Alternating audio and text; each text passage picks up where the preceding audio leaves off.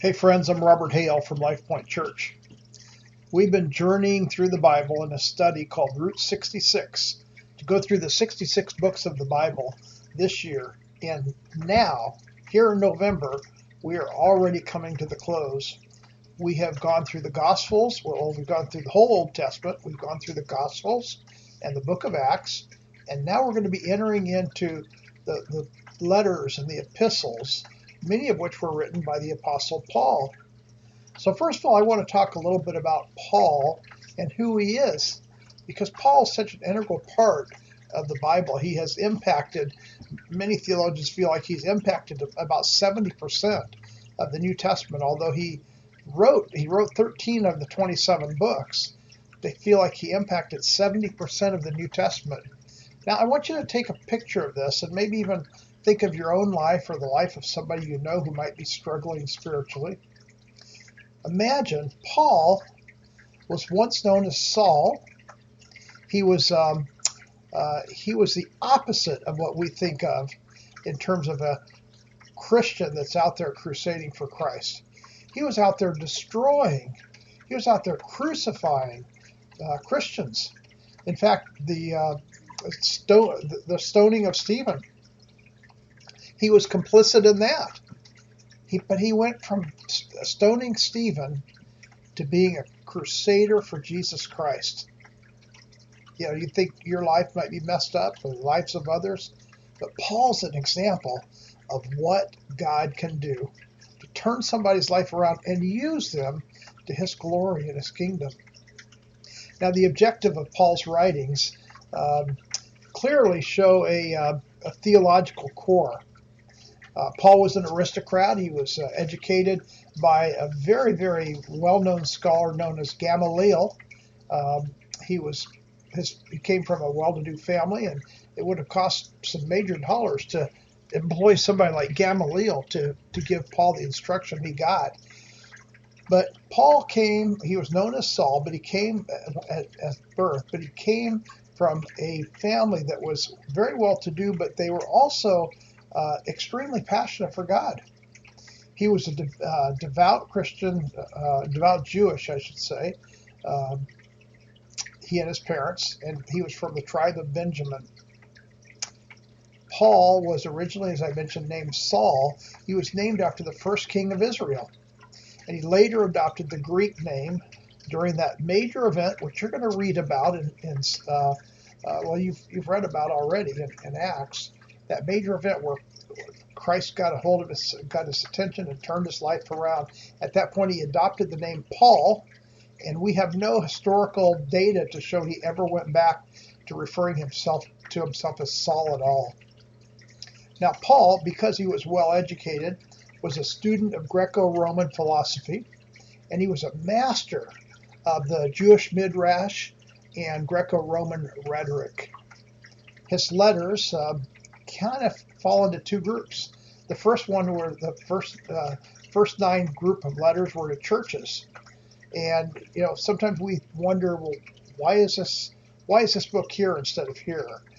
Why not the other way around? But the letters they're organized according to size, not importance, but in size. So the longest letter is first. Paul is pleading with the church to create a hybrid of acceptance, of diversity, while at the same time embracing unity. So the first section is those letters to the 9 churches, but the second group are letters to individuals, and they're also ordered by size. And now, if these letters were done chronologically, it'd be all different. Theologians categorize the letters by themes oftentimes. They categorize Romans as soteriological letters. Romans, 1st and 2nd Corinthians, Galatians. Soteriological means salvation, because Greek soteria means salvation.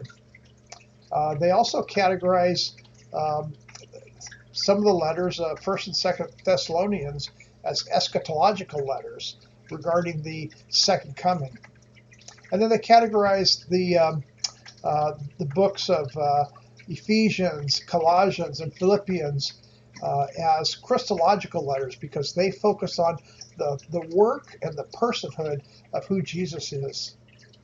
And finally, letters to Titus and Timothy about their responsibilities in the church, their duties as pastors, as leaders, would be considered pastoral letters. Another perspective, going another direction, is that First Thessalonians and First Corinthians are often considered exhortational or paranetic letters, which means they're instructions to readers. Philemon is a letter of recommendation.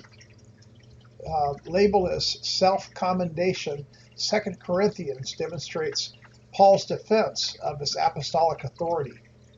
Just like I may, at times, need to have my credibility fortified if I'm speaking to strangers as a pastor, Paul was kind of defending what he was saying, I have the authority because I'm an apostle of Christ.